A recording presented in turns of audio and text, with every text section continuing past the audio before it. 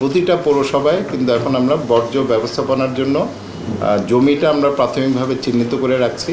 তো সেটা আমাদের জন্য একটা বড় ইয়ে যে সংসদে এটাকে আমরা একটু ব্যান করতে পারছি, বা আমাদের এই পানির যে প্লাস্টিকের বটল আছে, খুবই গুরুত্বপূর্ণ কাজ।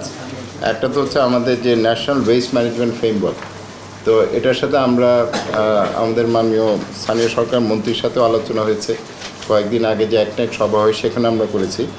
তো বাংলাদেশে যে পৌরসভাগুলো আছে 300+ পৌরসভা, প্রতিটা পৌরসভায় কিন্তু এখন আমরা বর্জ্য ব্যবস্থাপনার জন্য জমিটা আমরা প্রাথমিকভাবে চিহ্নিত করে রাখছি, এবং যখনই ওখানে পরিকল্পনা নেওয়া হবে ওই পৌরসভা উন্নয়নের জন্য, সেখানের জন্য বর্জ্য ব্যবস্থাপনার একটা প্রভিশন থাকে। এটা খুবই গুরুত্বপূর্ণ, কেননা ঢাকা, চট্টগ্রাম বড় বড় শহরগুলিতে তো আছেই, সংকটটা কী পর্যায়ে আছে আপনারা জানেন। সো এখন থেকে যদি আমরা সেই পৌরসভাগুলিকে চিহ্নিত করতে পারি, কারণ আমার আরবানাইজেশন, নগরায়ন এটা বাড়ছে, আমাদের প্লাস্টিকের কনসামশন বাড়ছে, তো সেটা আমাদের করতে হবে। সেটা একটা আমাদের জন্য একটা বড় বিষয়।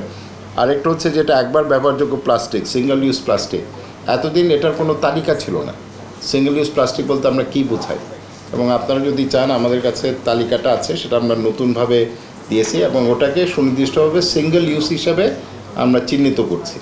এবং যেটা আমাদের সম্মানিত সচিব বললেন, আমরা সচিবালয়তেও চিঠি দিয়েছি। একটা সুখবর হচ্ছে মাননীয় স্পিকার বলেছেন যে আগামী মাস থেকে মহান জাতীয় সংসদে যে আপনারা প্লাস্টিকের, এখানে তো নাই প্লাস্টিক, আমরা কাচের বোতল ব্যবহার করছি, ওটা কিন্তু সংসদে থাকছে না।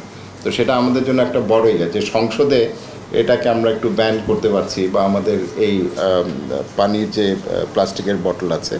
আরেকটা যেটা খুবই গুরুত্বপূর্ণ, যেটা আগে বাংলাদেশে হয় নাই, এক্সটেন্ডেড প্রডিউসার রেসপন্সিবিলিটি, ইপিআর। ইপিআরটা হচ্ছে ওই প্রিন্সিপাল যে পলিউটার পেইজ প্রিন্সিপাল, অর্থাৎ যে দূষণ করবে তাকে সেই দূষণের ফলে যে আপনার যে বর্জ্য তৈরি হচ্ছে সেটার দায়িত্ব তাকে নিতে হবে। এটা কিন্তু একটা বড় একটা আমাদের পরিকল্পনা, কারণ আমরা অনেক সময় সার্কুলার ইকোনমির কথা বলি, তো সেটা সেই সার্কুলার ইকোনমির প্রথম পদক্ষেপ হচ্ছে এক্সটেন্ডেড প্রডিউসার রেসপন্সিবিলিটি। এবং এটা খুব সহজ কাজ ছিল না, কেননা যে সমস্ত বড় বড় শিল্প প্রতিষ্ঠানগুলো আছে, মাল্টি ন্যাশনাল আছে, তাদের সাথে বসে তাদের সাথে একমত হয়ে আমরা খসড়াটা আমরা দাঁড় করিয়েছি, এবং খুব অল্প সময়ের মধ্যে এই কাজটি হয়।